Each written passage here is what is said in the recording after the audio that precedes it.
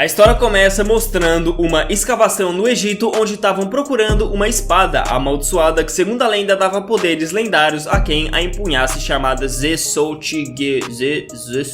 sei lá, esse nome que tá aparecendo aí na tela. Após escavar bastante, eles encontram um buraco que os leva à espada, mas nesse momento o diretor Miura, de uma organização que coleta e guarda essas espadas em segurança, conhecida como Shoshidai, aparece ali para tomar a espada para ele. Obviamente eles se negam a entregar, cara, e um deles pega a espada para lutar, mas acaba sendo possuído por ela. O parceiro do diretor o mata e guarda a espada em segurança, e basicamente essa é uma espada braba que foi usada por um cavaleiro demônio há muito tempo atrás. Do nada, esse diretor acorda loucão das ideias, mano, loucão de pó, tá ligado? Louco de Doritos, no meio da noite, dizendo que a espada tava o chamando. Ele pega ela na mão e é possuído por ela, passando a manteiga em todos os guardas que estavam ali de bobeira. A cena corta mostrando outra espada amaldiçoada que, pelo visto, tava querendo sangue, e um velho que guardava ela percebe isso de alguma forma que eu não faço ideia, fazendo um ritual para selar a sede de sangue daquela espada. Mas eu não preciso nem dizer que o ritual dá errado, né? Pois é, não só dá errado, como a espada possui um dos caras que tava realizando o negócio, fazendo ele passar a manteiga em geral que tava ali. Não satisfeito, esses cidadãos que precisavam de mais sangue e sai por aí em busca de mais vítimas. O anime mostra um casal feliz que tava prestes a ter um filho. Esse casal tava vivendo de boa até o cara ser morto ao lado da esposa por aquele doidão que foi possuído pela espada que eu acabei de mostrar. A sua esposa, então, cheia de raiva, pega a espada da mão do cara e mata ele como vingança, fazendo ela ficar possuída dessa vez. Estando possuída, ela foge e continua a buscar mais vítimas, cara. Porém, quando ela tava prestes a fazer mais uma, ela consegue recuperar a consciência e foge do local, parando em um beco escuro. A cena corta para um tempo depois com um ferreiro andando pela floresta. Ele olha pra cima e vê uma mulher enforcada. Essa mulher é justamente ela que decidiu cometer suicídio, tá ligado, né? Mas lembra que ela tava grávida? Pois é, ela teve esse filho antes de morrer e quem o encontrou foi o ferreiro, que decidiu adotá-lo e cuidar dele. Muitos anos se passam e a gente vê uma garota andando a caminho da escola. Ela faz suas atividades de estudante normalmente, mas estranhamente o anime fica mudando de perspectiva, mostrando também um garoto trabalhando de ferreiro de vez em quando. Quando essa garota, chamada Sayaka, chega em casa, ela é escortada por um funcionário do pai dela e se depara com esse garoto no caminho. Seu nome é Guy e ela já o conhece, a gente também. Ele é aquele bebê encontrado na floresta anos atrás e também o nosso protagonista. Ela convida ele pra ir ao karaokê junto com ela, cara, mas ele se nega dizendo que tinha que trabalhar. Então aquele ferreiro, que é o pai da Sayaka e adotou o Guy, aparece ali dizendo que a Shiryu tava chorando de novo e que amanhã fariam o ritual pra purificá-la. Sim, Shiryu é aquela espada que foi usada pra matar o pai do Guy e que possuiu a mãe dele no começo do anime. E tudo isso aconteceu porque os sacerdotes da época que estavam responsáveis pela espada erraram no ritual de purificá-la.